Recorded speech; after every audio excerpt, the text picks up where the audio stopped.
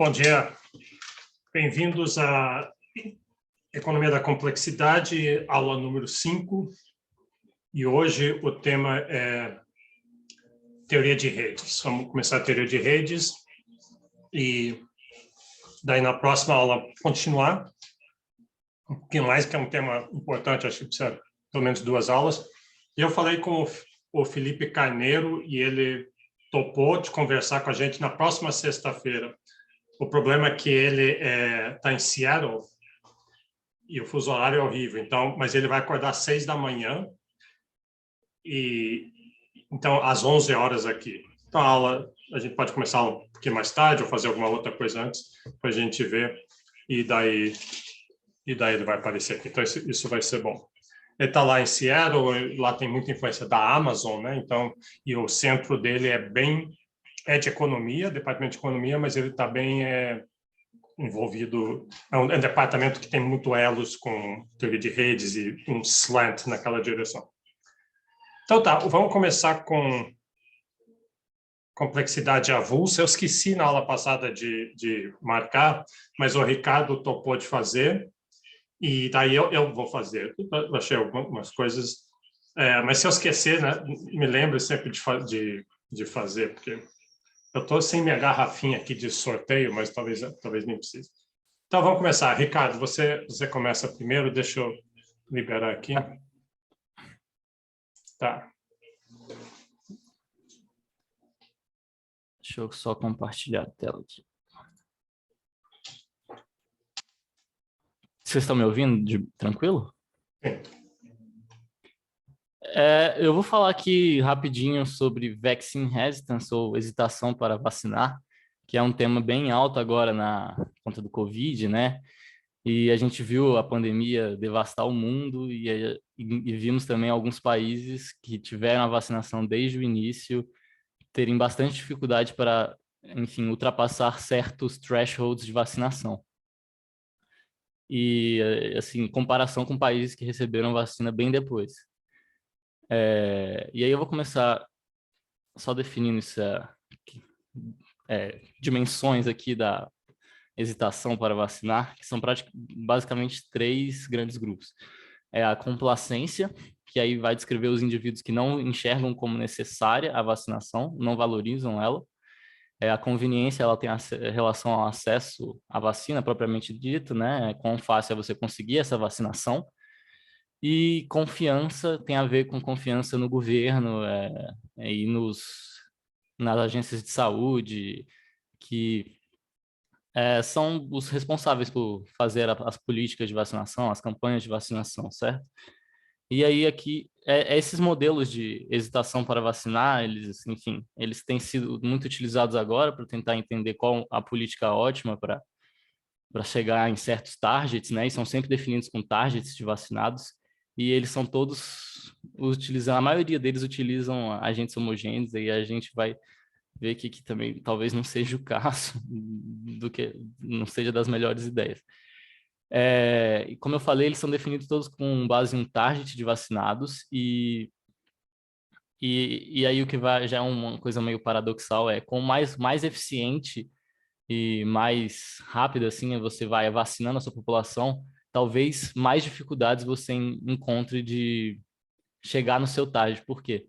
Porque você vai aumentar provavelmente a complacência, porque você vai diminuir a prevalência da doença, que alguns papers já divulgaram isso, e antes da Covid mesmo, que com o número de vacinados é diretamente proporcional à prevalência da doença, ou seja, quanto mais rápido você vacinar, menos o spread do vírus diminui, né, no caso do Covid, e aí menos pessoas vão entender como necessária essa vacinação. E aí, para você atingir o target, você precisa de alguma política que, né, incentive essas pessoas a irem vacinar. E aí, acho que uma que vem muito na cabeça de todo mundo já imediatamente é a obrigatoriedade da vacina, né?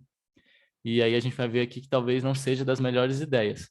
Eu vou mostrar rapidamente esse paper aqui, que é da Catherine Schmelz e do Samuel Bowles, do PNAS, que eles mostram como tornar a vacinação obrigatória pode fazer com que se altere dinâmicas sociais e que prejudiquem mais do que ajuda. Você vacinar a sua população. É um paper é uma pesquisa feita na Alemanha, e na Alemanha é interessante também, porque é um dos países que enfrentou dificuldade para atingir uma meta de vacinados. Depois que ultrapassou 48%, 50% ali, eles tiveram bastante dificuldade de ir aumentando os números. Hoje eles já conseguiram atingir um número ok, mas ainda é menor que o do Brasil, por exemplo, e o deles começou quase 2 meses antes do Brasil. A pesquisa foi feita com 2.653 alemães e em 2 ondas, né? No primeiro lockdown, entre abril e maio, e outubro e novembro.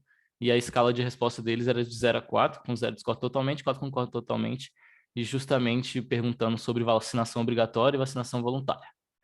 Eu não vou botar o modelo deles aqui, por conta de tempo, mas alguns resultados da pesquisa a gente vê aqui. Inicialmente, 44% das pessoas elas concordavam com a vacinação obrigatória no primeiro lockdown, não sei se por conta de desespero também, na época de histerise, mas esse número ele caiu para 28% já na segunda onda. O apoio à vacinação voluntária, ele não houve mudanças nele, e 38% das pessoas diminuíram seu apoio à vacina, ou então aumentaram a rejeição, em caso dela ser obrigatória. Aí você poderia até dizer que é porque diminuiu a prevalência da doença conforme iam vacinando as pessoas, mas assim, não é o que a gente observou, porque o número de casos diários subiu de 1.100, né, entre a primeira onda e a segunda onda, para 16.500 casos diários. E aí o que mais, acho que aqui agora um resultado que aponta mais para essa ideia de pessoas respondem diferentemente aos incentivos, né? As mulheres elas tiveram menos probabilidade de apoiar a vacinação em caso dela ser obrigatória. E isso se inverte em caso da vacinação voluntária, aí elas são as que mais apoiam. E aí o que mais me interessa, que é o que eu estou pesquisando na dissertação também, que é o que aponta mais para uma direção de cultura, que seria o que eu apresentaria no projeto aqui na matéria também, que é os nascidos na antiga Alemanha Oriental, eles tiveram maior probabilidade de apoiar a vacinação se ela fosse obrigatória e menor se fosse voluntária.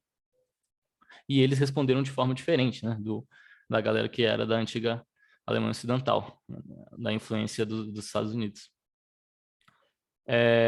E aí o paper ele vai para os mecanismos de mudança na dinâmica social que ele entende que podem ocasionar em caso da diminuição de aceitação em caso de vacina obrigatória. Aí ele chama o primeiro de psychological reactance, que seria essa aversão ao controle, a ideia de que estaria cerceando a liberdade individual dos indivíduos ao tornar a vacinação obrigatória. Acho que esse é um dos que a gente mais escuta, né, quando se fala de vacinação obrigatória, e é um dos mecanismos que ele coloca. Esse segundo é interessante, ele chama de moral disengagement, que é que você ao tornar a vacinação obrigatória, você tira o dilema moral, tira a convicção ética, porque enquanto ela é voluntária, pessoas podem se sentir obrigadas a irem se vacinar por conta de pressão, assim, ajudar os outros, esse dilema moral, essa coisa ética. E aí, quando você torna ela obrigatória, você remove essa ideia, porque você não está mais ganhando esse bem-estar, você está indo fazer uma coisa que você é obrigado a fazer. Essa é a ideia. O terceiro mecanismo seria o diminishing trust, que seria minar a confiança da população nos que fizeram a política de vacinação no governo.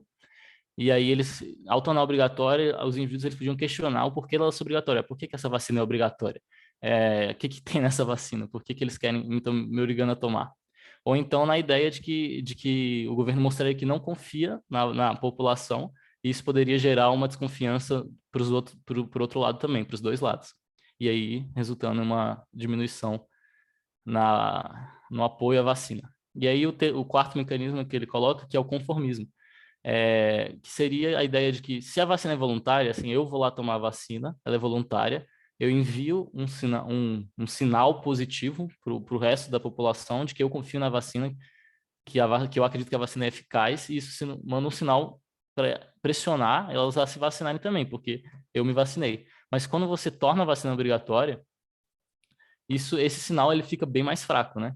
Essa é a ideia que ele tenta passar no paper. E aí aqui já acaba a minha apresentação, eles tentam passar essa ideia de que a política é ótima, que a obrigatoriedade seria custosa como política, que eles tentam não generalizar para outros lugares do mundo, porque eles enxergam diferenças culturais que podem levar a essa diferentes, enfim, reações, né?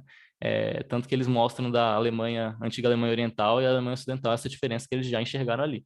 Mas mostram também que nos Estados Unidos é bem parecido com o que eles enxergam aqui na pesquisa frente à rejeição, à obrigatoriedade. E acho que é isso, minha apresentação. Ok, obrigado, Ricardo. Alguém tem algum comentário sobre isso? Hoje em dia todo mundo tem comentário sobre vacinas, então... eu gosto muito dos Sam Bowles. A gente vai voltar a ver os Sam Bowles nessa disciplina. Diga, Sérgio.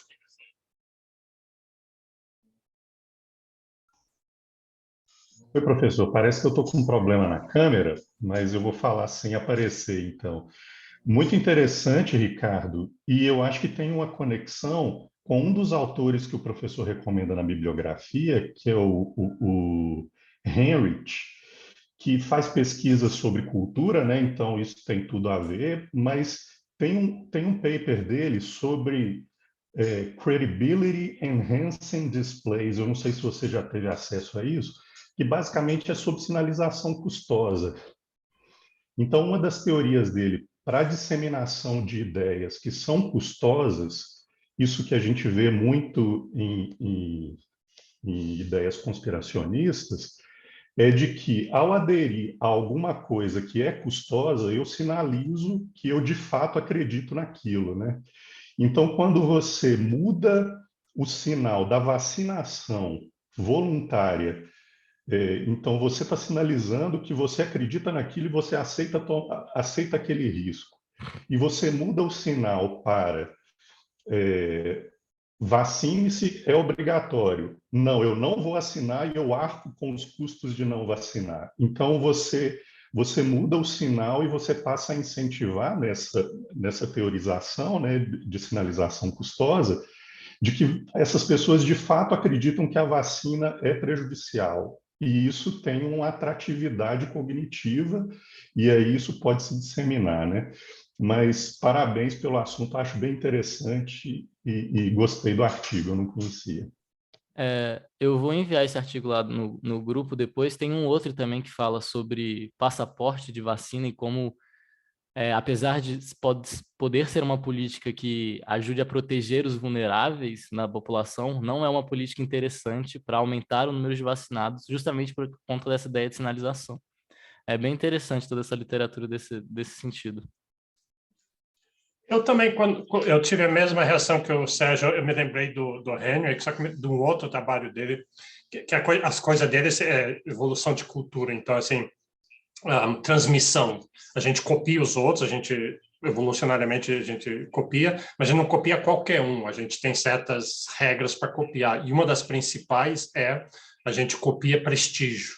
Então, a gente copia as pessoas que a gente acha que tem prestígio. Então, ele nota até que suicídio, assim, se morre alguém de um determinado grupo por suicídio, depois, semanas seguintes, tem vários suicídios daquele tipo de pessoa. Então, um dos melhores jeitos, talvez, de fazer a vacina funcionar é você... E eles fazem isso. Celebridade se vacinando na televisão. O Neymar se vacina, no dia seguinte um monte de gente se vacina. Daí a Anitta se vacina, um monte de outros tipos de pessoas. Sei lá, o Olavo Carvalho. E aí você consegue cobrir todo mundo. Então, tá. Obrigado. Então, deixa eu rapidamente fazer aqui. Eu trouxe, então, eu não consegui outra pessoa fazer, esqueci de acertar isso, mas eu tenho uma coisa para mostrar. Deixa eu compartilhar aqui. Lá no... Aqui. Inclusive, eu já botei esse paper lá no Google Drive. Aqui no Google Drive. Eu botei na parte do Hidalgo e Hausmann. Não sei se alguém viu esse trabalho que saiu do Romero, lá de Minas Gerais. Talvez o Renan tenha visto isso. Aqui, Mission Healthcare. E ele botou no Twitter isso, e o Danny Roderick deu um like, e várias outras pessoas. Então, é um paper interessante. Esse pessoal de Minas Gerais, que faz bastante pesquisa nessa área de complexidade econômica, eu não li o paper ainda, mas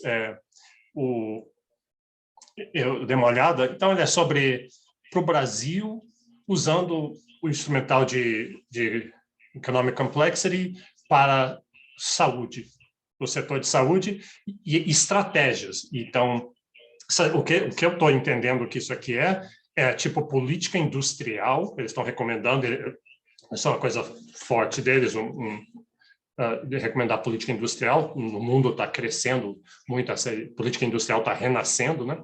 E que é o governo propositalmente estimular a indústria através de campeões nacionais, subsídios, BNDES, várias coisas assim. Então, para o setor de saúde, é isso que eles estão recomendando. Então, é interessante. Eu não li ainda, mas ele no Twitter ele fez assim um thread com uns 14 pontos, então deu para ter alguma ideia. E o que eu estou imaginando é basicamente eles estão usando aquele instrumental e aquilo vai sugerir áreas em que o Brasil poderia, o governo, estimular através de vários instrumentos. E uma das que deu, por exemplo, foi vacinas,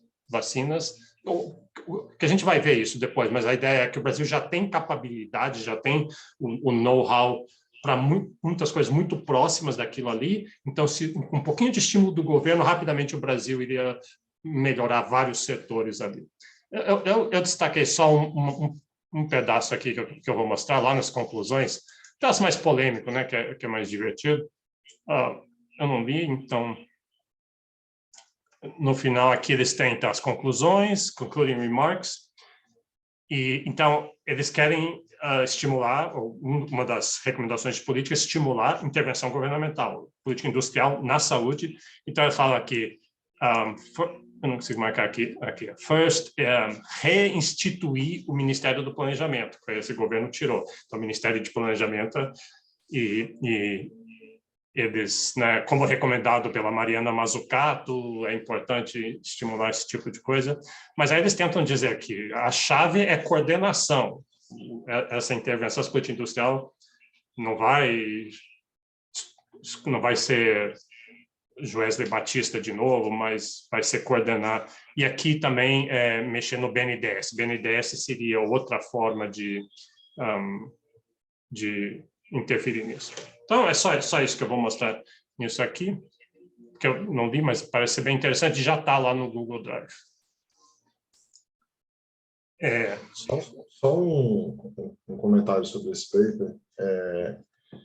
Essa literatura de complexidade econômica, ela, per se, ela não diz que a gente tem que fazer política industrial de uma forma ou de outra, né? E aí eu sinto um gap entre a parte científica, né, dessa literatura e o que a gente recomenda depois de política, né?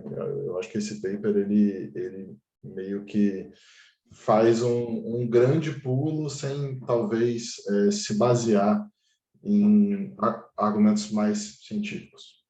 Acho que isso aí acontece muito, está acontecendo muito. E aí talvez seja interessante a gente diminuir esse gap em termos científicos. Eu concordo.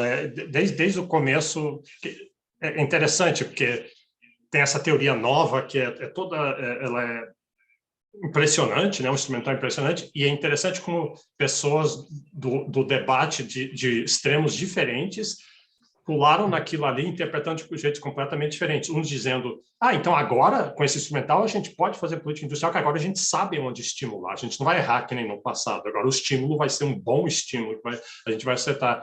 E outros dizendo, não, mas a lição de complexidade é que você não consegue, se é um sistema complexo, você não tem como prever, não tem como controlar. Eu achei um dia, não sei se alguém viu, alguém fez era um blog post que alguém fez, alguém talvez de Minas Gerais, meio que discutindo, e eu achei mais ou menos bem escrito, e eu nunca mais achei.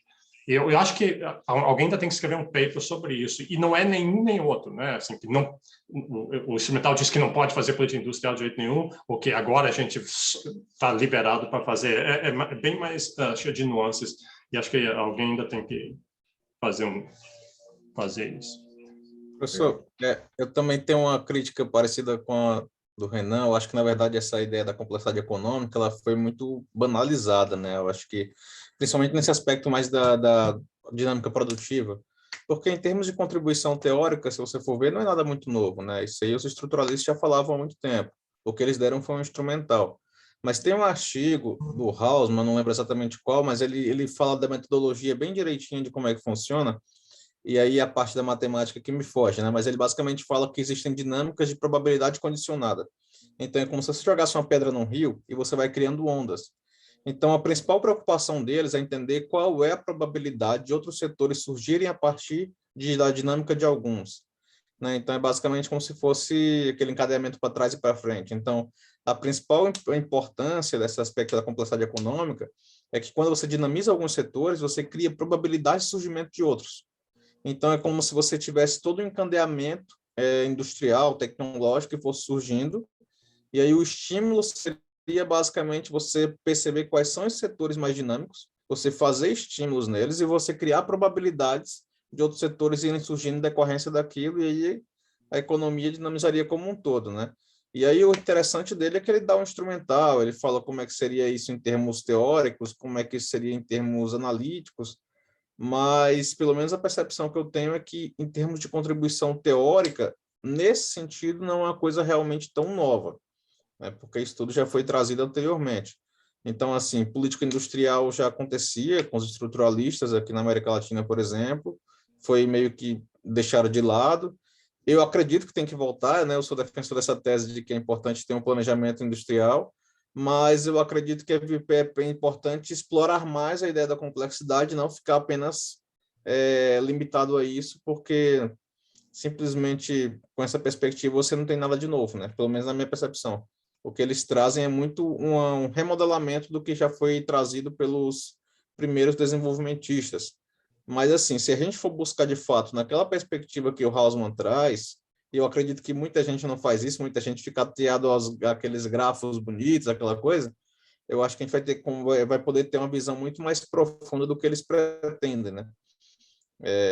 E acho que a gente vai ter uma capacidade muito mais séria de tomar decisões de política industrial. E aí, só uma coisa, professor, se me permite, eu estou fazendo também um trabalho com a professora Andréa, que é sobre o posicionamento do Brasil, né, diante da crise da Covid, o aspecto do complexo industrial de saúde, a ação governamental. E aí, uma das conclusões que a gente está chegando até agora é que, basicamente, o Brasil ele tem um complexo industrial de saúde que ele é bom, razoavelmente bom, mas eu lembrei muito daquele Power Laws, né, porque a gente está em nono no ranking mundial do complexo industrial de saúde farmacêutico, só que não chega nem perto do primeiro e do segundo, né? Como se você tivesse uma dominância dos primeiros colocados. E isso meio que favorece que nós nos destaquemos entre os países emergentes, mas nos bota no abismo em relação aos países de fronteira. Aí uma das coisas que a gente chega o que falta?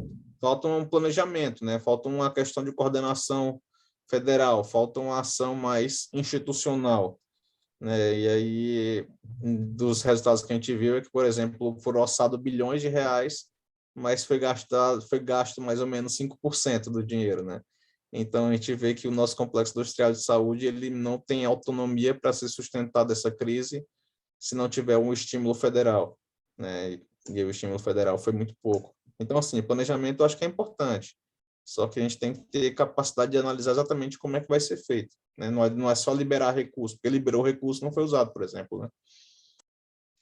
Eu me lembrei muito, lendo essas recomendações de políticas deles, um paper do Acemoglu e Robinson, que em economia brasileira a gente vê que chama The Pitfalls of Economic Advice, alguma coisa assim, o Political versus Economic Advice, que é justamente sobre assim que muitos desse tipo de recomendação de política que a gente faz em economia é econômico. A economia funciona. Agora estou mostrando aqui que a gente pode estimular dessa forma ou de outra, mas o paper deles é todo que o negócio deles é dizer a política que é importante. Não, por que você acha que agora os problemas políticos de rent-seeking, de corrupção, de capitalismo de laços e todas essas coisas, nada aconteceu para fazer isso ir embora, né? Nada mudou ali. Você tem esse instrumental agora do Economic Complexity, mas essas outras coisas que pioraram a política industrial anterior não saíram. Então, eu me lembrei disso. Ok. Daí outra coisa que eu me lembrei também, o Brian Arthur, naquele livro que eu mostrei de complexidade da SFI, ele tem uma fala que ele está falando lá que eu achei muito legal, meio que uma metáfora, assim, diz que essa discussão que a gente sempre tem deve ter mais governo, menos governo, intervenções, a gente é sempre uma dimensão só, né? E todo mundo se posiciona, eu estou do lado de cá, eu estou do lado de cá, eu estou aqui no meio, que diz que não faz sentido nenhum você discutir isso nesses termos, que é que nem discutir se você, em uma ecologia, se você quer mais fauna ou mais flora.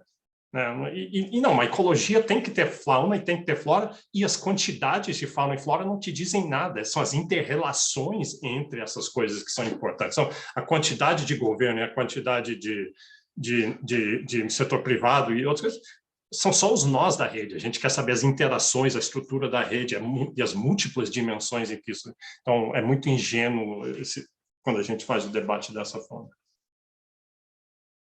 Ok. Então, vamos lá. Vamos passar para a teoria de redes. Só uma outra, sobre a aula passada. Duas coisas. Deixa eu, primeiro, ver se alguém se voluntaria para fazer a complexidade avulsa. Preciso de 2 pessoas para a próxima aula de quarta-feira. Senão eu vou sortear aí. Tá, então, Rafael Mota. E mais alguém? E o Guilherme Viana. Então, ótimo. Esse caneta aqui não tá.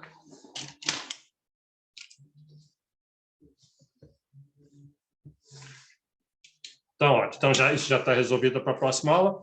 E eu tô gostando muito. Eu tive essa ideia, não sabia se ia funcionar. A gente usa um tempo, mas eu acho muito bom, porque ele ajuda assim, a trazer coisas e mostrar a diversidade de aplicações para...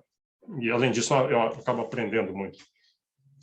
Quem não viu aquele vídeo do Zipf's até o fim, que eu mostrei no final da última aula, veja até o fim. Eu nunca tinha visto até o fim, eu sempre parava em certo ponto.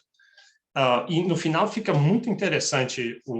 Ele, além de apresentar muito bem, é que ele vem com essa ideia assim, tem um fenômeno emergente. O fenômeno emergente que o nosso uso em linguagem, qualquer linguagem no mundo já criada, e qualquer linguagem que vai criar, ela tem esse formato de zip. Esse é um fenômeno emergente. A gente usa algumas poucas palavras, muitas, e muitas palavras pouco. Então, esse é o fenômeno emergente. E aí, daí ele vai explicar, mas por quê? Então, quais são as teorias? Aí ele vem com 4 teorias que ele meio que mostra. Uma só matemática, o Mandelbrot mostrou que é puramente matemática que acontece isso. Tem uma outra teoria mais de uma visão de economista, seria assim, quem fala quer economizar no número de palavras, porque é mais, a gente quer economizar nos custos, né? Então, eu quero que tenha menos palavras para não ter que... É mais fácil para mim. Quem ouve tem o ônus de entender o que está sendo falado, quer mais palavras, que daí facilita para ele, e seria a interação no mercado de oferta e demanda dessas coisas que deveria. E ele tem mais umas 2 teorias, no final tem 4, não consegue resolver, no final meio diz assim, talvez seja um pouquinho de cada uma, todas elas juntas, que foi o que a gente sempre faz quando a gente não sabe, né? Então é tudo junto. E achei muito ilustrativo assim, do sistema complexo. É isso que é o sistema complexo. Tem um fenômeno emergente, e a definição do fenômeno emergente é isso, é que ele não é óbvio, a gente não... O fenômeno emergente vem da interação dos agentes, mas a gente não sabe explicar. Às vezes a gente pode ter teorias, mas nesse caso seria emergência forte, a gente não consegue explicar por que surge aquilo ali. Então, quem não viu aquele vídeo, eu acho que vale a pena ver até o fim.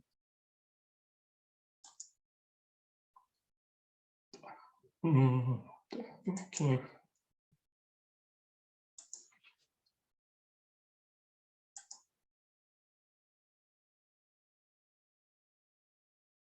Tá, deixa eu começar aqui com...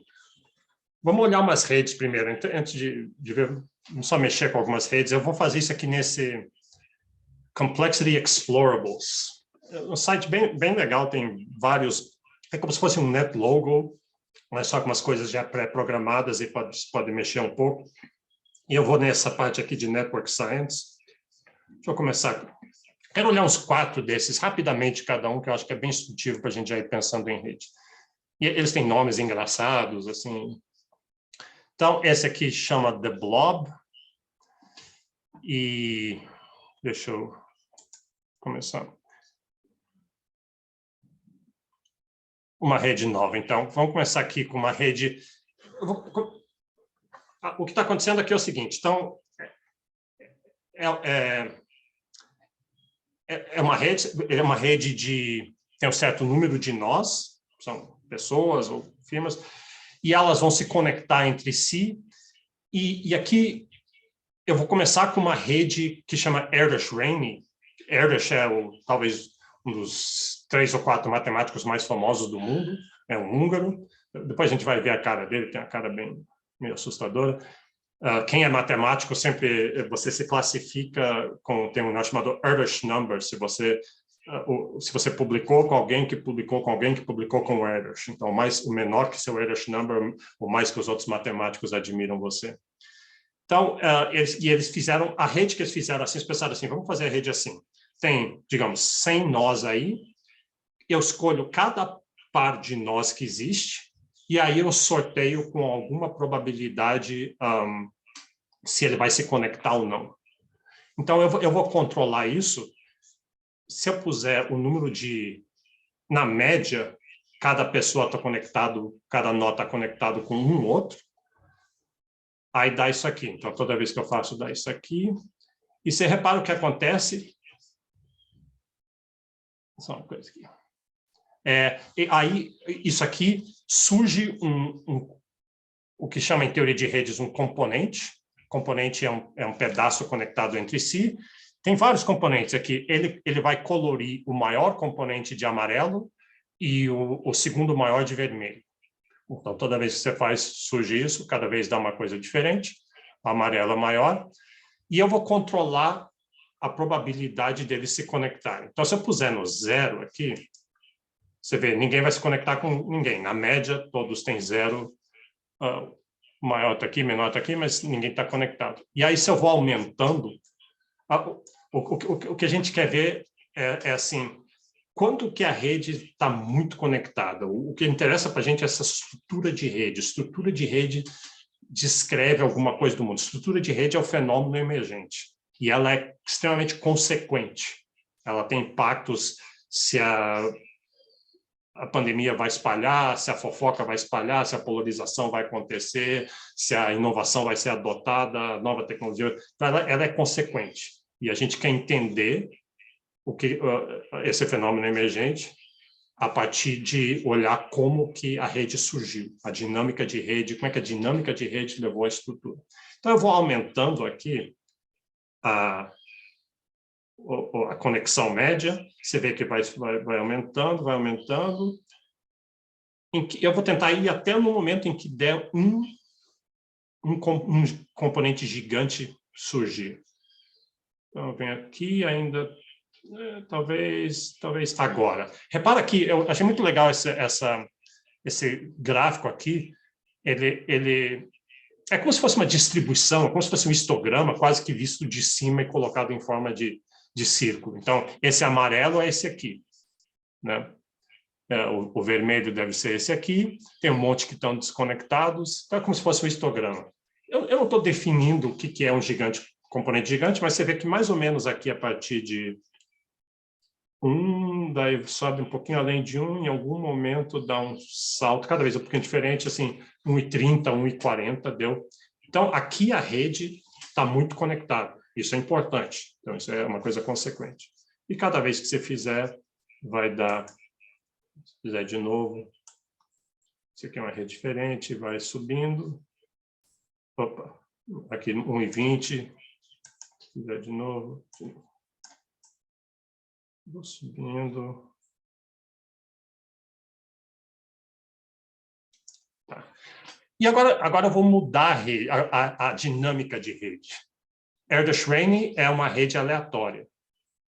Eu estou pegando cada par e estou sorteando, dado uma certa probabilidade, se vão se conectar ou não. Barabash, essa rede Barabash aqui, a gente vai ver o Barabash, ele é o Laszlo Barabash. Essa aqui é a Preferential Attachment. A gente viu ela na aula passada. Aqui, cada novo nó ele vai se conectar com o nó, com a probabilidade com qual ele vai conectar depende de quantas conexões já tem. Então, vai dar aquela preferential attachment. Se alguém cedo já começa a ser muito conectado, ele tem chances de virar um hub. Então, aqui eu vou aumentando. Você vê que eu vou aumentando. E já rapidamente, aqui já ainda está 0,5. Se você olhar as bolotas lá, já parece que tem um giant component. Aqui já no 1, você vê um componente já domina muito mais. Então, nas duas redes acontece esse fenômeno do componente gigante. Então, essa é uma característica de redes que rapidamente elas se conectam. E a rede scale free, que a gente chama, a rede power law, a preferential attachment, que é como a maioria das redes que interessam a gente em economia e em complexidades tem essa característica, ela se conecta mais rápido ainda. E se você fizesse um gráfico, você ia ver que não é linear, você vai aumentando a conexão média e aí vai ficando cada vez maior o componente gigante, ele tem uma transição de fase, é tipo uma curva logística. Ela não vai aumentando, você vai aumentando a conexão média, ela fica baixa e de repente dá um salto. E dá para entender o que está acontecendo, né? Tem dois componentes, o maior e o segundo maior, o terceiro maior. Rapidamente vai acontecer que o maior e o segundo maior vão se conectar. E quando eles se conectam, dá aquele salto. E no caso da para baixo, esses componentes já são maiores, porque o maior que é o componente, o mais que ele vai atrair. O mais gente que está lendo aquele livro, mais outras pessoas que vão querer ler também. Então, esse é só o primeiro desses aqui. Vamos ver um segundo aqui, o Cluster Shock.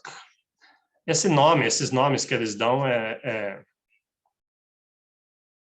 esse nome é um trocadilho num palavrão em inglês, né? Então, deixa eu explicar as regras aqui. Vou botar aqui para então, ele vai colocando novos nós até tiver 300. E cada novo nó que aparecer, então, deixa eu fazer bem rapidinho aqui. Então, tá aqui.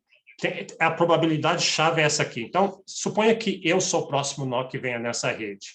E eu vou aleatoriamente escolher um nó qualquer, não é preferential attachment, aleatoriamente. E aí, com probabilidade, do jeito que está aqui, está uns 80, né? Com probabilidade 80, eu vou me conectar não com aquele nó que eu sorteei, mas com um vizinho dele. E com 20% de chances, eu me conecto com ele. Então, eu chego, escolho um nó aleatoriamente, e daí eu jogo a moeda para ver se eu me conecto com ele ou com o vizinho, mas provavelmente com o vizinho. Então deixa eu baixar isso aqui para 0. Então, eu vou me conectar, nesse caso aqui, eu vou me conectar, eu vou escolher aleatoriamente um nó e me conecto com 1% de chance, com 100% de chance, me conecto com ele. Tá? Então não vou me conectar com o vizinho. Então, você olha assim, aí você vê, o que deu? Deu uma rede aleatória, isso que a gente chama da rede aleatória. Essa é a rede Erdős-Rényi. A maioria dos nós tem ou 1, ou 2, ou 3 conexões. Às vezes tem até um com 4, talvez tenha até um com 5. Você vê aqui, você vê isso é quase uma distribuição normal, 3 dimensões vistas de cima, aqui, né? Se você olhasse de lado assim, os nós mais grossos seriam mais altos, parece uma distribuição gaussiana. E aí o que acontece quando deixa eu voltar aqui, o que acontece quando eu dou uma probabilidade de me conectar com o vizinho? Então, pensa nisso assim, você chegou numa festa, você escolheu, o grupinho escolheu uma pessoa para conversar, mas em vez de aí ele te apresentou alguém e você vai conversar com essa pessoa. Aí quando faz isso, está emergindo alguma coisa, uma estrutura bem diferente da estrutura que a gente viu. Olha o que aconteceu. Deu uma... Aqui, claramente, isso aqui não é uma rede aleatória, é uma rede modular, ela é cheia de módulos diferentes. Tem esse hub central aqui, e ela é modular, mas ela não tem cliques. Cliques acho que a tradução que a gente usa no Brasil é panelinha. Cliques é um grupo onde todo mundo é conectado com todo mundo. Então, muitas redes têm esses cliques, têm essas comunidades. Um clique, eu acho que tem que ser todo mundo conectado com todo mundo. Uma comunidade, a maioria das pessoas conectadas. Esse aqui não, esse aqui é em forma de estrela.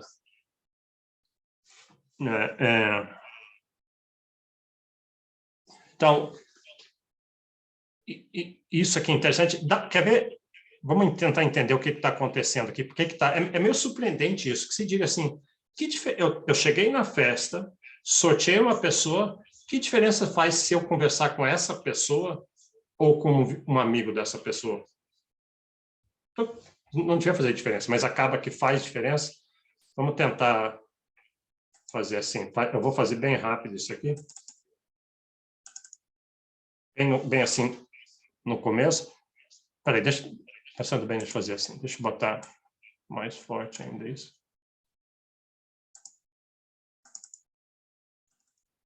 Olha o que aconteceu aqui. Então, suponha que você seja a próxima pessoa a chegar.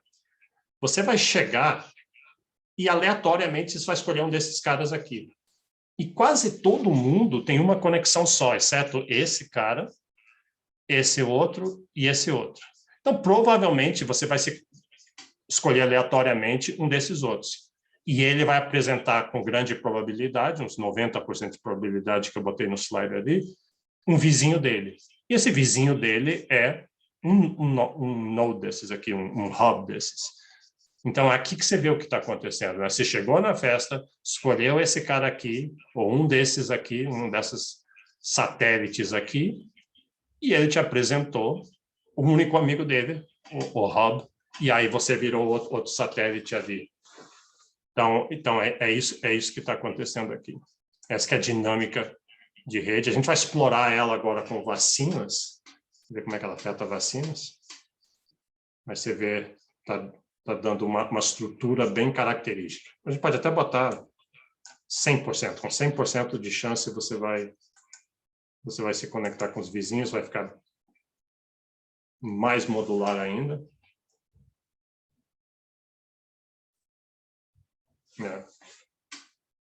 Aqui embaixo ele explica, vale a pena dar uma explorada, tem um pouquinho da matemática, ele explica o que está acontecendo. O que está motivando essa dinâmica é esse fato aqui, que é o que chama é um fenômeno que na média você tem, na média os seus amigos têm mais amigos do que você. Que é uma coisa que soa esquisito, mas a palavra-chave é esse na média. Porque entre seus amigos tem, com grande probabilidade, tem um hub, que um hub é isso, né? Muita gente conectada num hub, e esse, então, é aquele Black Swan lá do Taleb, e esse vai levar a média das conexões dos seus amigos. Vamos ver isso num contexto de vacinas aqui. Tá, aqui Facebook Flu Shots. Então, esse aqui é parecido com aquilo, então é interessante, a gente já viu estudos sobre vacinas. O que eles fizeram aqui é o seguinte, tem 3 estratégias para vacinas. Uma, vamos vacinar aleatoriamente, e eu decido quanto, vamos botar 38, vamos vacinar aleatoriamente 38% das pessoas. Sei que algumas pessoas são maiorzinhas do que as outras, é proporcional ao grau de o degree, quantas ligações se tem. Se eu vacinar aleatoriamente, vamos ver o que acontece. Então, nós vacinamos 38%, os azuis são vacinados, os verdes estão protegidos por herd immunity, né? Manada, o efeito manada, porque não é que eles estejam vacinados, mas todo mundo que está ligado para eles foi vacinados, então é como se tem um escudo da herd immunity para eles. Mas tem um grande componente aqui, vacinando 38, o vírus continua vivo aqui. Então, a outra estratégia é dizer, não vamos vacinar aleatoriamente, vamos vacinar o cobrador do ônibus, a professora, o médico, a enfermeira, as pessoas que têm mais conexões com outras pessoas. Se fizer isso aqui, você vê quase que acabou o vírus. Tem tem 38% vacinado, o vírus continua aqui, nesse grupinho aqui, cada vez que fizer diferente, né? Então,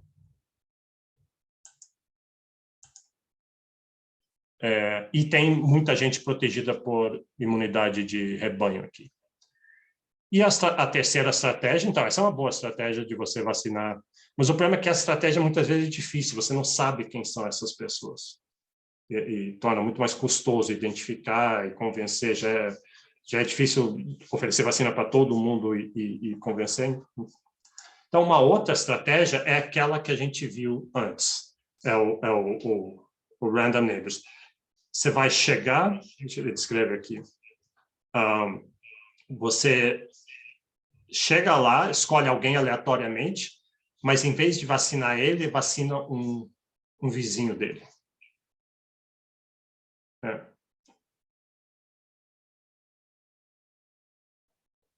Então, você ainda está vacinando o mesmo número de pessoas do que aleatoriamente, mas em vez de vacinar pessoas, está vacinando o vizinho.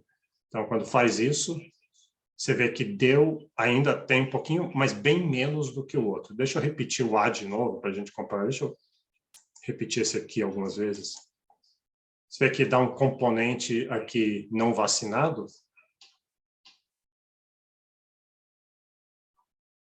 Aqui o maior componente, tem vários componentes, não, né? Mas relativamente pequeno comparado com essa estratégia aqui.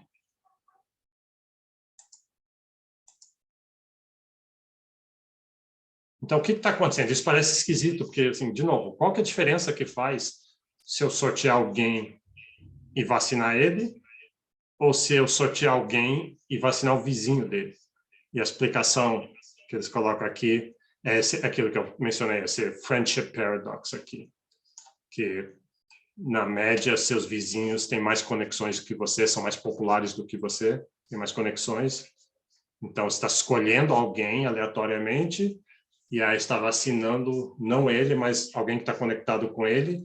E como hubs estão conectados com todo mundo, é bem provável que, você escolhendo ele vacinando o vizinho, tem uma probabilidade de pegar esses hubs, que está todo mundo conectado com os hubs. É isso que você quer pegar, você quer um jeito de identificar os hubs. Tá, aí isso, e aí você pode repetir isso com as redes. Eu devia ter feito primeiro com a rede Ehrlich-Raine. Não faz tanta diferença numa rede aleatória, porque na rede aleatória não tem esses hubs. Nesse caso, a estratégia não é tão diferente, a estratégia aleatória e a estratégia dos vizinhos. Mas quando põe no Barabás, na rede que tem hubs, que é scale free, aí sim faz diferença.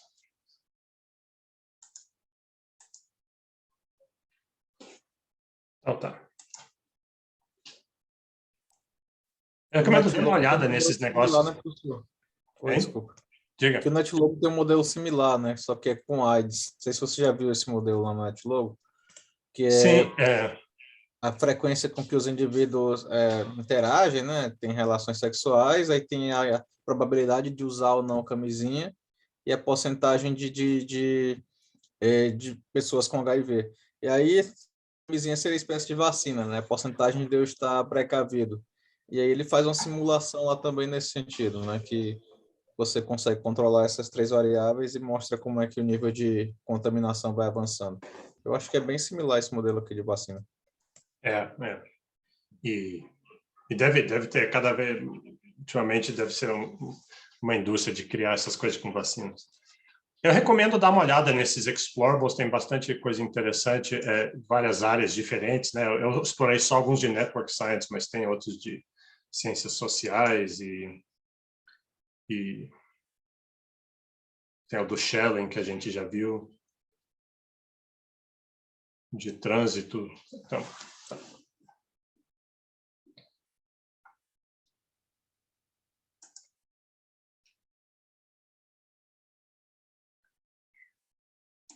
deixa eu pegar os slides aqui.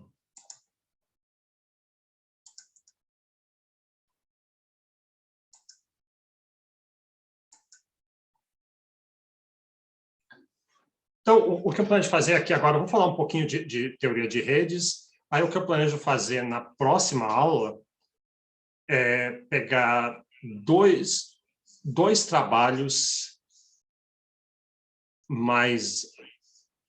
Assim, que muitas vezes a gente vê assim, a teoria de redes é legal, tem essas redes e tem essas métricas, e a gente vê... Mas como é que eu uso isso?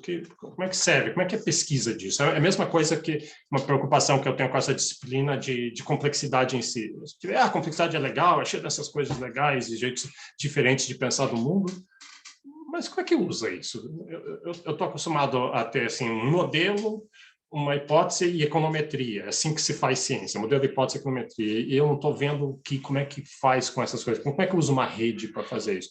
Então, estou pensando em dois trabalhos apresentar com um pouquinho mais de profundidade, e eu escolhi um trabalho do Matthew Jackson com o Banerjee e a Duflo na Índia sobre microfinanças. É um trabalho que teve bastante impacto, inclusive ajudou eles a ganhar prêmio Nobel, e é um trabalho de redes, como é que tem múltiplas redes e as redes sociais afetam as redes financeiras, etc. Inclusive, naquele livro do Santa Fe, de Complexity Economics, o Matthew Jackson está lá e ele apresenta esse trabalho. O livro é a transcrição dos 2 dias da conferência que tiveram lá, e ele apresenta o trabalho. Então, e o outro trabalho é um trabalho meu com o Pedro Neri, que foi, né, aluno aqui da UNB, e sobre bancadas. Apresentar assim rapidamente isso, e daí apresentar vários outros com menos profundidade, trabalhos, mostrar assim como que pode ser usado a redes. Então essa que é a ideia. Eu já botei esses 2 trabalhos que eu mencionei agora lá no Google Drive. No final da aula eu vou lá e mostro eles. Inclusive, talvez até abrir um espaço, se alguém quiser no próximo aula dizer, tem esse trabalho que usa redes e é uma ideia particularmente engenhosa. Isso que eu quero mostrar, assim, de que é um instrumento muito poderoso. A gente vai voltar a falar sobre isso hoje. Então, primeiro eu vou mostrar só alguns ferramentas da onde o Barabasi, que eu já mencionei hoje, a gente vai ver ele, falar mais sobre ele. Ele tem online um livro-texto online, bem feito, cheio de coisas interativas, gratuito. E você pode ir lá, e eu vou seguir um pouquinho esse livro aqui depois. Então, isso é muito bom. Esse é o Matthew Jackson, que eu acabei de falar. Ele é um economista. Então, talvez em termos de redes usadas em economia, esse é o nome, eu já vou mostrar evidência disso. Tem um livro-texto, tem um curso no Coursera, escreve com a Semongo. Essa eu botei a página dele. Isso aqui está velho, isso aqui alguns anos atrás eu fui. Então, você está escrevendo um monte de papers ao mesmo tempo com as pessoas mais... O que eu estou querendo convencer vocês assim, é que redes é legal, mas não tem nada a ver com economia, não serve para economia, ninguém respeita a economia se eu fizesse redes. Não sei, eu fico pensando assim, se eu estivesse começando minha carreira, talvez sabe, que você pegar um negócio quando está começando, põe você numa posição realmente privilegiada, não só de entender como é que as coisas funcionam, porque você passou por todo aquele período da adolescência daquela ciência surgindo, como porque o preferential attachment, né? Aqueles primeiros nós que chegam são os nós que vão ter impacto. Só para comentar aqui, você vê que o Matthew Jackson, lá no SSRN, é a segunda pessoa que tem mais papers com download. Na verdade, a primeira, porque o Michael Jensen não é os papers dele, acho que são institucionais. Então só outras áreas que tem. Mark Newman, esse não é na área de economia exatamente, ele é na área de biologia, eu acho, ou física. Mas tem livros textos, tem aqui o Barabashi, além do livro, desse livro dele, tem os livros mais para, eu chamo de ciência de aeroporto, né, que vem de livraria de aeroporto, mas são muito bons de ler para ficar conhecendo. Esse aqui. Tem o Hidalgo, tem um livro, não é bem sobre né, técnico sobre redes, é mais quase filosófico, mas é muito bom também. Michael Kearns, tem um curso que você pode fazer. Tá. Aí, só mencionar esse livro que eu mencionei, eu botei isso aqui para mostrar. Isso aqui é um historiador usando teoria de redes para explicar a história. E o título do livro se refere a isso aqui. Isso aqui é Siena, na Itália. Tem o livro chamado The Square and the Tower. The Square está aqui. The Square é a rede e Tower é a hierarquia. O governo acontecendo. E aí como é que se pode entender história de acordo com essas coisas? Acho que a gente vai voltar para a Itália daqui a pouco. Aqui na apresentação. Bom, aí tem isso aqui, uma coisa que eu mencionei mais cedo, assim, disso, mas será que redes vai ser alguma coisa em economia? Vai ser um instrumental que vai ser usado? Ou talvez a sua preocupação é, as pessoas vão me respeitar se eu usar redes? Eles vão achar que é uma bobagem? Por uma razão, a gente liga muito a opinião dos outros. E uma coisa que eu sempre faço, que eu vou nesses encontros, eu tento dar uma olhada, eu dou uma busca no programa por palavras, tanto por complexidade, mas redes, ou redes e networks. E você vê, isso aqui é uma PEC recente, talvez não tão recente, que é 2017, 5 anos atrás, e eu achei três trabalhos que pareciam ser de rede. Muitas vezes você acha tá rede no título, mas não tem nada a ver com redes, é outro tipo de redes que está falando. Então, eu acho que não deslanchou ainda, que tem muito espaço para redes crescer. Bom, a segunda coisa é software. Onde é que você pode conseguir software de rede? Tem muito software gratuito. Tem esse aqui. Na aula que vem, eu acho que eu vou pegar uma base de dados e usar um software desse para fazer uma rede, só para ver como é que é. Ver que é relativamente fácil e dá para fazer várias coisas. Esse é o programa que eu gosto, que faz uns gráficos bem bonitos, é gratuito, mas aconteceu um negócio que no meu computador, e não é só eu, vi várias pessoas online, você instala ele e ele dá um problema e congela e não vai para frente. Eu já consegui resolver uns 2 ou 3 desses problemas, mas não consigo mais usar isso. Eu desinstalei, instalei, tentei tudo, entrei em fóruns. Eu sei que vocês estão pensando, boomer, professor boomer, não sabe mexer no computador. Tem um pouco disso, mas não é isso. Eu notei que várias pessoas tiveram esse mesmo problema. Então, se eu fosse usar eu recomendaria usar esse aqui, que eu acho bom de usar, fácil, poderoso e bonito. Eu acabo usando esse aqui, então, como uma segunda opção, que é bem mais feio. Tem esse aqui, Pajek também, acho que é pessoal mais de ciências sociais. E, claro, o melhor mesmo seria se você mexe com Python, usar um de Python, R tem também, vários outros tem. E tem vários outros gratuitos, cada vez eu acho novos. Não achei nenhum que eu realmente gostasse. Tem o do Wolfram Alpha, tem um recente que eu vi que chama Graph Commons. E é mais para jornalista, ele é bem bonito também, faz uns gráficos bonitos, mas não tem, às vezes você quer achar centralidades diferentes, um jeito diferente de achar comunidades, e não parecia tão poderoso. Bom, e aí, claro, você precisa também dados. E, normalmente, a sua pesquisa vai envolver, você mesmo vai buscar aqueles dados, vai ver dados primários, secundários, você aplica um questionário, ou, às vezes, dados que você pode, para a gente fazer exercícios, tem todo tipo de dados, tem repositórios de tudo quanto é tipo. Tem esse lá de Stanford, tem vários GitHubs aí de pessoas bom, etc. Bom, então, deixa eu começar a falar um pouquinho de redes. A gente já viu algumas dessas coisas que a gente vai ver aqui, mas é bom reforçar. O Barabashi segue meio essa linha. Diz assim, quando é que começou a teoria dos grafos, que chamava? É uma coisa relativamente recente, teoria dos gráficos. E aqui está o Erdős e o Rényi. Erdős e o Rényi são dois húngaros, né? Húngaros, historicamente, húngaros são os maiores matemáticos que tem.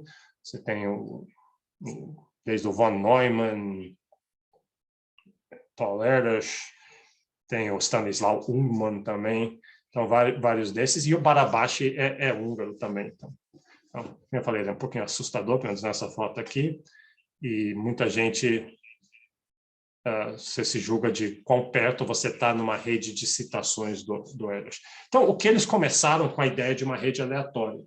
Então, é isso que eles tinham, vamos montar uma rede. Como é que uma rede surge? Então, eles não tinham muita ideia, né? Isso, no começo do século XX, vamos supor assim que tem um certo número de nós, 50 nós, e a gente pega todos os pares, faz uma lista de todos os pares, todas as combinações, e sorteia com uma probabilidade. Com probabilidade de 2% eles vão se ligar. E aqui está uma com probabilidade 8. Será que não sei se é 2 e 8 ou se é 20 e 80, eu escrevi errado, mas, em todo caso, tem uma certa probabilidade. E você vê a estrutura da rede. É típica rede aleatória. E esse é um benchmark muito bom. Você vai ver no paper com o Pedro Neri. A gente faz isso. Sempre que você vai olhar uma rede, vamos dizer, diz assim, tem tantos nós, tantas ligações. Vamos olhar se essa rede fosse aleatória, como é que ela seria. Aí você faz a rede assim, é como se fosse um H0, né? Que você vai rejeitar. Aí você mostra, ela seria assim, a maioria dos nós tem uma conexão, 2, 3 ou 4, nenhum nó é um hub e tem poucos isolados. Então, e aí você mostra a rede verdadeira, que é seu H1, e mostra, olha, é bem diferente da aleatória. A gente pode refutar a hipótese de que seja aleatória. E se não é aleatória, então o que é? Qual foi as regras, geralmente regras simples, que geraram esse tipo de estrutura? Quais são as consequências dessa estrutura? E como é que você poderia intervir, talvez, nessa dinâmica, por exemplo, dando vacinas, se esse fosse o seu interesse? Então, se você pegar essa rede, então, qualquer rede aleatória, você vai ver que a distribuição de conexões de graus, de degrees, vai dar uma curva gaussiana. Uma Poisson, na verdade, parece que é uma binomial, mas aproxima com uma Poisson, mas tem esse formato aqui. Então, esse é o ponto de partida. Mas aí, eventualmente, a literatura vai surgir, e o Barabasi conta isso bem, assim, do ponto de vista, assim, olha, ele parece que ele... Você vê ele falando, você parece um cara legal, mas o Daniel Cajueiro, por exemplo, me falou que ele é meio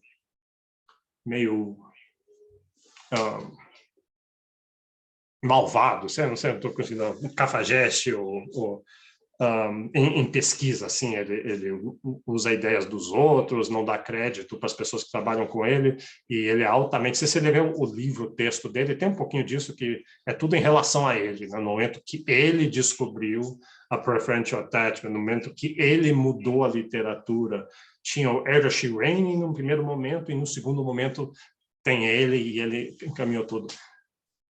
Em todo caso, vamos até ver ele falar daqui a pouco. Bom, então você vê que é diferente. Tem outros tipos de rede também, mas você vê que parece um tipo de power law, uma distribuição de caudas grossas aqui. E aí, você vê, é um power law, esse tipo de rede, a previsão, se você erroneamente achasse que fosse uma Poisson, essa é a previsão que você faria em verde. Seria que uma rede da internet, a gente vai ver até um desenho da rede da internet, que é infraestrutura da internet, não www. A gente vai ver as duas, mas a internet é infraestrutura. Colaboração em ciências de coautores e interações de proteínas. Você vê que se você presumir que o mundo é gaussiano, muito do que acontece, você diria, essas coisas não podem acontecer. A probabilidade disso aqui acontecer é muito pequena. E, no entanto, essas coisas estão acontecendo. Né? Se você acha que o mundo é gaussiano, a probabilidade é muito, continuaria descendo aqui, é muito pequena. E, no entanto, essas coisas estão acontecendo. Então, é mais ou menos o que o Taleb falou naquela...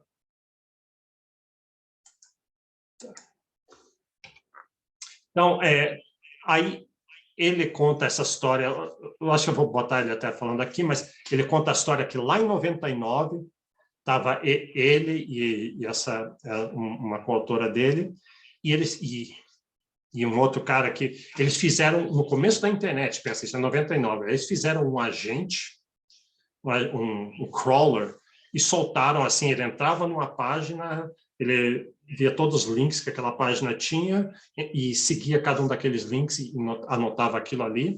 E a expectativa dele, que ele conta, e aí saiu esse desenho assim.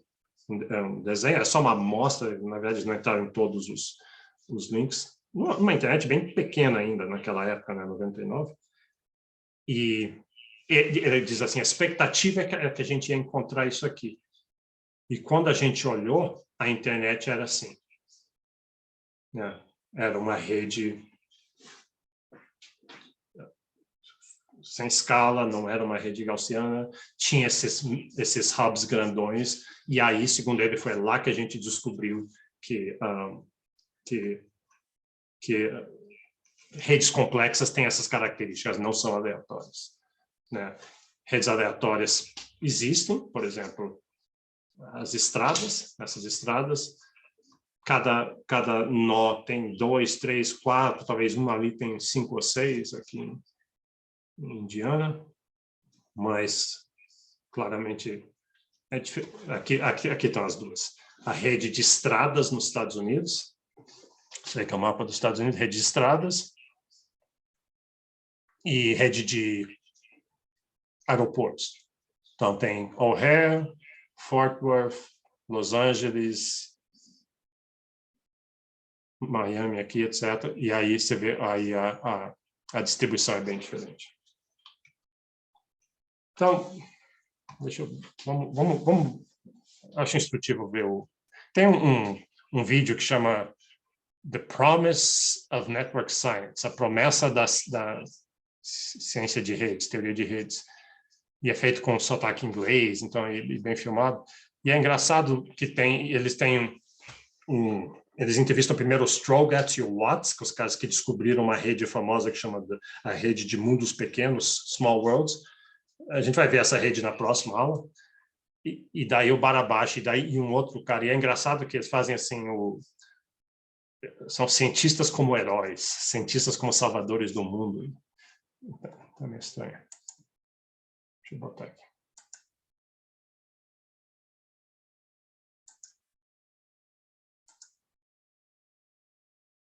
Deixa eu liberar o som.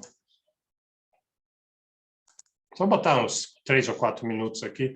Você vai ver que é ele, e ele está olhando para um rio. O rio tem um monte de pontes. Isso é uma coisa famosa. Muito livro-texto de teoria de redes começam com... acho que foi Euler, ou alguém assim, das equações de Euler, ou alguém assim que tinha um rio com 2 braços e várias pontes, e ele perguntou, será que eu consigo atravessar cada ponte sem nunca passar de novo pela mesma ponte que eu já passei? Isso virou assim a conjectura do Euler, ou o quebra-cabeça do Euler. E aí você vê que é meio difícil você resolver só pensando, mas quando você desenha a rede, fica muito fácil de ver, e parece que não é possível. Mas não vou falar sobre isso, mas é por isso que puseram ele olhando uma rede. Worlds. Another scientist would look at the problem from a different angle. For Hungarian physicist Laszlo Barabashi, understanding networks held the promise of predicting the future. It was the early 90s, and the World Wide Web was exploding in popularity.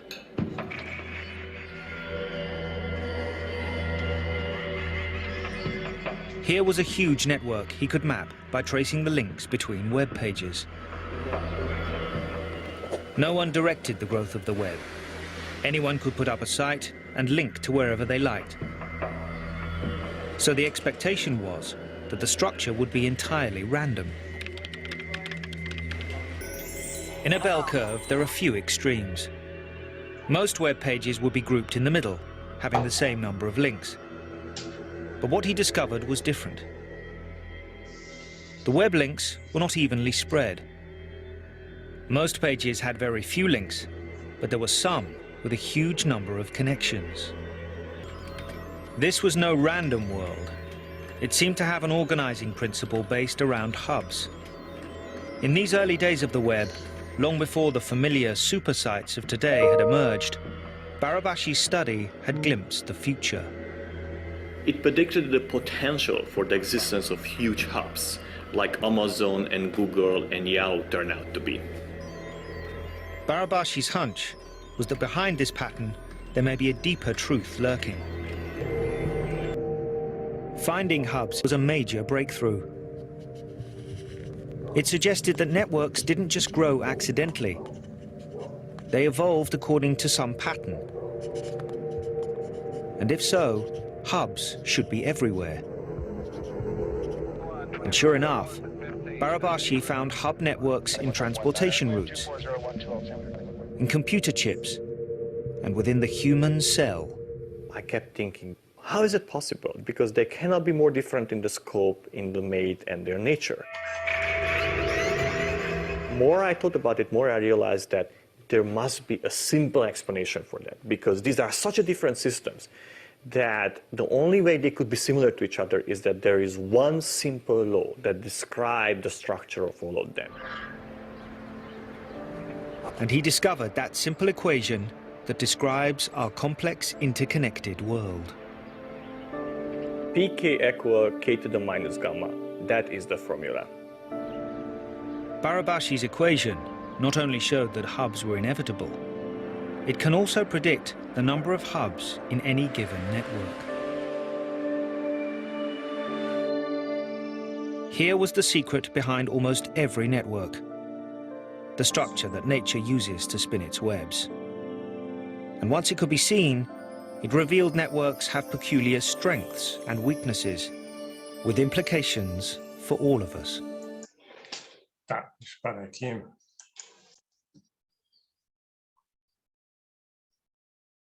Eu gosto das cenas em que o cara está escrevendo equações no quadro. Eu posso imaginar assim, a equipe da televisão aqui vai, professor, agora vai lá no quadro e escreve um monte de equações e finge que você está pensando. Aí, o cara tem que fazer uns 3 takes para ficar convincente, assim.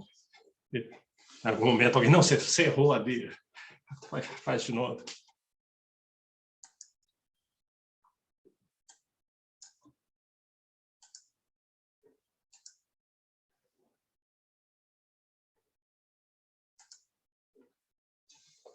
Tá, então, aí essa que ele falou, eu gostei da palavra que ele usou, a natureza tem um princípio organizador, né? Isso é uma das coisas que a gente gostaria de descobrir com redes. Qual que é o princípio organizador? Eu chamo isso de dinâmica de redes, ou às vezes pode pensar, elas estão seguindo regras simples, ou seguindo regras, quais são essas, qual que é o princípio organizador? O que emerge, então, essas scale-free networks. Scale-free tem uma definição matemática lá, mas um jeito de pensar é que a média não diz nada para você, a variância não diz nada para você. E que nem ele falou, o que surpreende é essa universalidade. Células e grupos e infraestrutura está em tudo quanto é lugar. Essa aqui, eu peguei lá hoje, isso não estava aqui, eu peguei no livro o texto dele, e com a tela maior é mais bonito. Essa não é aquela rede que ele fez do www. Essa é a rede da internet. Perfeito. Então, são roteadores e conexões, e você vê claramente que tem vários hubs. Aqui, então. Tudo a gente já viu. Então, daí vem a ideia, que ele chama isso de preferential attachment, né? Então, vem daquela ideia que toda rede nova vai se conectar, qual que é a probabilidade de me conectar com um nó, depende do número de conexões que ele tem relativo à rede. Então, eu tenho a preferência de me conectar com nós mais populares. E isso é um princípio organizador que a gente tem. Em sociedade, a gente tem isso, né? Você quer ver o filme que todo mundo viu.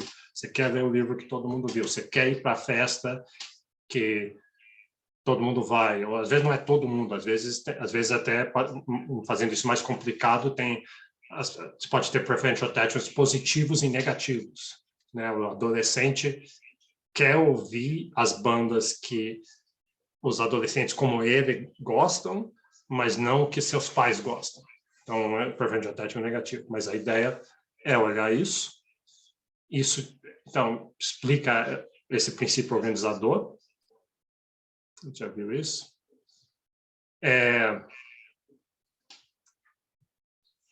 No livro texto dele, aquilo que eu falei, ele bota um pouquinho essa ideia de preferential attachment, a brief history. Quem já falou sobre isso? Então, ele coloca um monte de gente aqui antes dele, mas aqui está ele e a coautora, Albert, lá em 99, quando segundo eles descobriram preferential attachment. Isso já tinha surgido, essa ideia.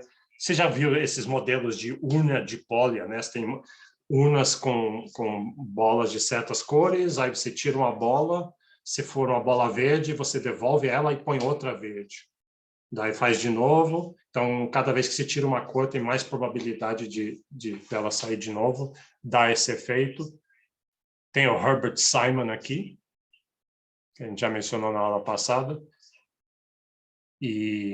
Bom, mas daí eles descobriram aqui, eu botei outro, mas aí eles colocam aqui eles como a partir do momento que eles redescobriram preferential attachment, scale-free networks, aí um monte de gente saiu já aplicando e popularizou. O número de papers publicados com preferential attachment cresceu muito. Bom, aí, assim, mas é meio limitante, é simples demais, né? Você dizer assim, poxa, mas eu vou chegar e vou me conectar com probabilidade proporcional ao número de conexões.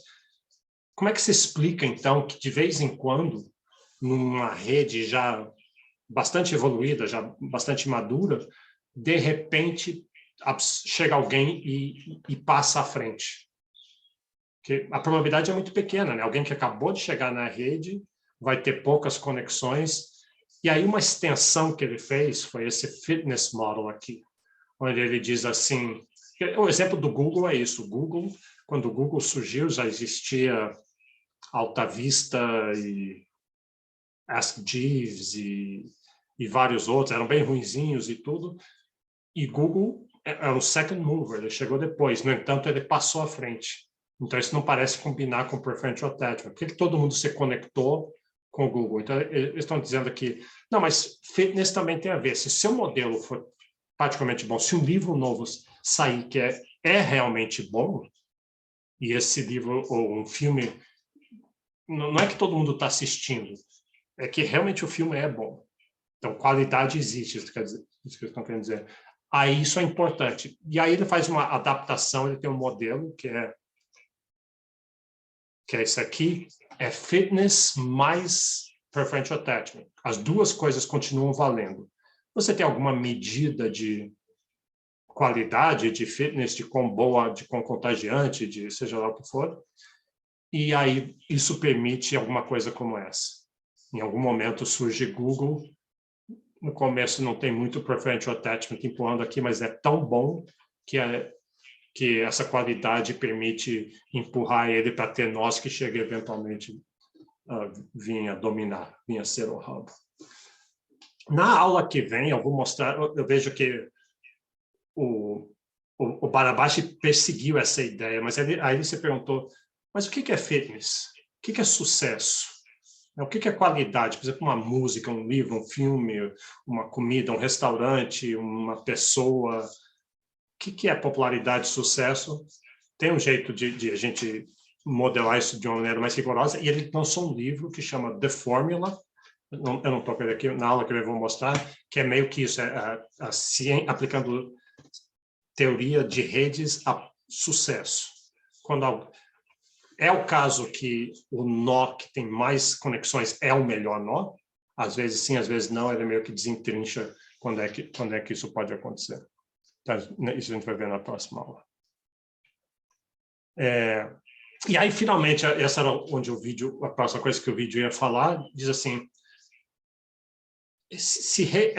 as redes que têm essa característica de muitos hubs, scale-free, preferential attachment, elas estão em todos os lugares. Esse é um negócio que ele falou no vídeo. Estão em todos os lugares. Estão em células, estão em redes sociais, estão em tudo.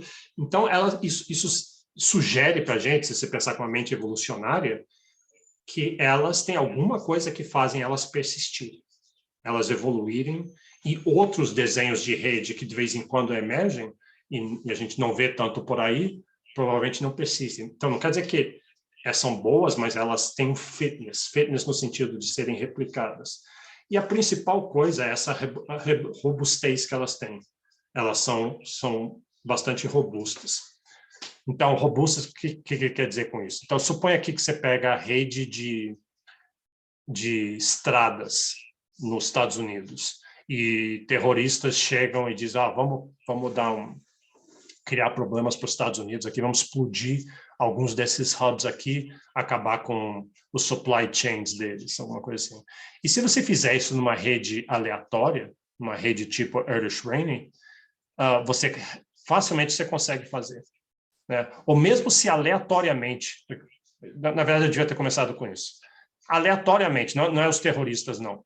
Problemas do dia a dia tem grande probabilidade de aqui tem um componente aqui que não está conectado com os outros. E uma rede de transporte, essa é a pior coisa. Scale-free networks não tem, elas são robustas nesse sentido. Que se você aleatoriamente sair tirando nós, a rede continua conectada. Inclusive, deixa eu ver se tem um slide. Deixa eu mostrar esse slide aqui. Quando eu vi isso pela primeira vez, eu não acreditei, mas ele fala assim, se a rede for grande que chega, você pode tirar 99% dos nós e mesmo assim a rede continua quase toda conectada com um componente gigante quase todo conectado. Ela é ultra robusta. Claro que os caminhos entre cada dois pontos podem ficar um pouquinho maiores, mas ela continua conectada.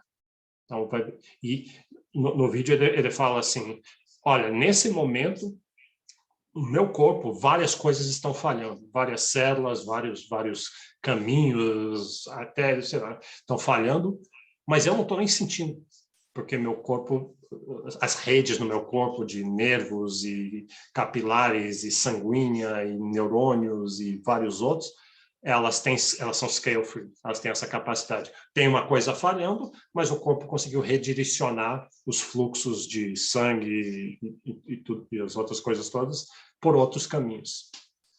Então, essa robustez talvez é um fenômeno emergente dessas redes e talvez seja essas características que fazem elas persistirem e dominarem evolucionariamente. Elas são repetidas de novo e de novo, porque elas funcionam nesse sentido. Só que o problema, justamente algo que é bom para você nesse sentido, pode ser ruim, é se você, aqui sim os terroristas, se agora em vez de ser falhas aleatórias de tempo, nevasca, esse tipo de coisa, ou mais ou menos aleatórias, agora sim são terroristas, eles vão escolhendo 3 ou 4 hubs, né? Pega O'Hare, LA e Atlanta e Dallas, Fort Worth, pega esses 4 e você consegue parar a rede. né? Desconectar toda a rede. Tá bom. E aí, finalmente, a última coisa, só mencionar aqui, é isso aqui. Quando constrói uma rede, por que a rede tem esse formato que ela tem? É único? Aquele formato é único? E a gente vai ver na aula que vem, quando você pega um software desses, você pode decidir diferentes algoritmos. O formato não é único. Tem várias regras diferentes, vários layouts diferentes para fazer a regra. Um dos principais é esse aqui. Eu acho que ele se chama Force Atlas, ou Force Directed. É assim, você tem os nós. Aonde que você, se fosse desenhar a mão, onde é que você ia botar os nós? E quão longe, perto, que você ia fazer? Os nós maiores, que têm mais conexão, eles repelem uns aos outros, como se fossem ímãs, repelindo um ao outro. Maior que for, maior que repele.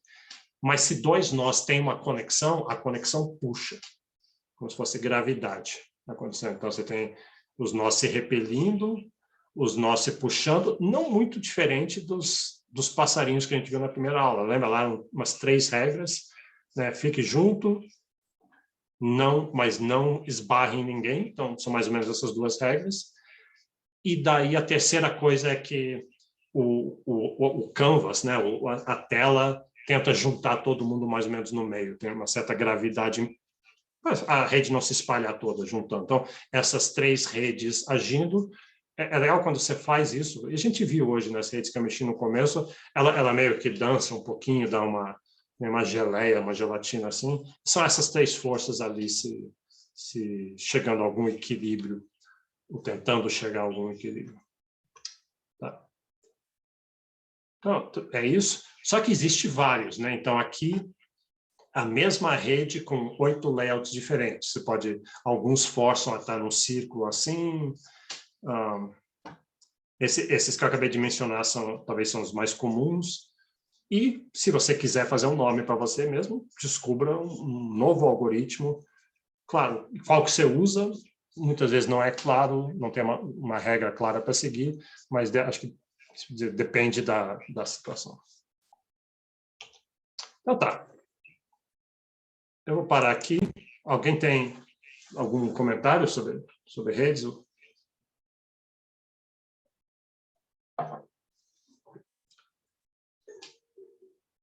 O Renan botou o problema das pontes de Koningsberg, que eu não me lembro exatamente onde é que é, na Bélgica, ou alguma coisa assim, né? Não sei. Então, só lembrando o que vai ser a aula que vem. Então, semana que vem, na sexta, o Felipe Carneiro vem às 11. Ele vai falar com a gente. Se vocês quiserem, eu vou mandar um roteiro de coisas que eu acho que é interessante para falar. Se você tiver algum interesse de alguma pergunta, manda para mim, que eu já dou para ele saber como dirigir. Na quarta, vamos falar um pouquinho mais de rede, mas aí o intuito aqui é fazer 2 coisas. Pegar uns dados e mexer aqui. Eu sou muito relutante a fazer isso, que você faz em casa sozinho, perfeito, o negócio funciona, tudo certinho. No momento que você faz online para outras pessoas verem, tudo dá errado, você fica com cara de vídeo. Mas tentar fazer um negócio simples assim, e aí apresentar 2 papers. Deixa eu mostrar onde é que eu botei eles aqui.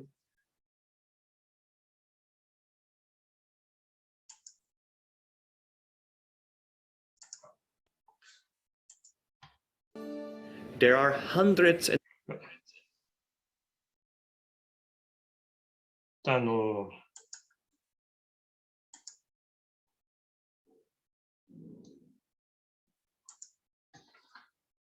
Está na parte de teoria de redes aqui.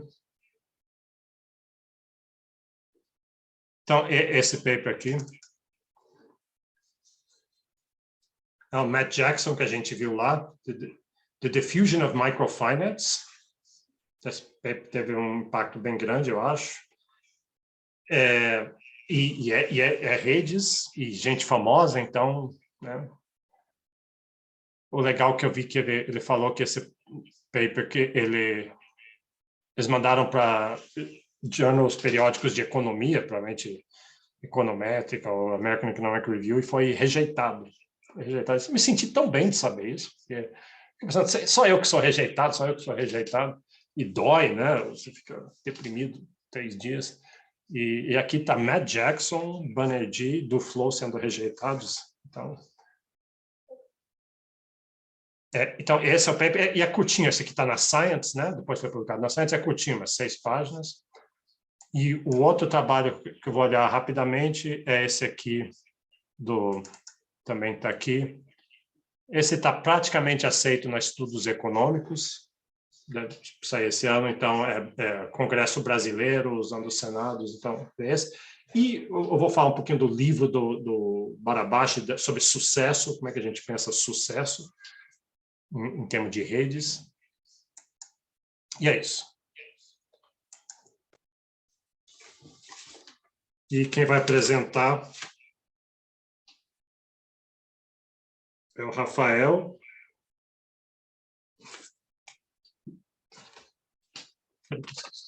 Rafael e Guilherme, né? Rafael e Guilherme. Então, ótimo. Então, tá bom. Então, bom fim de semana para vocês. Até quarta.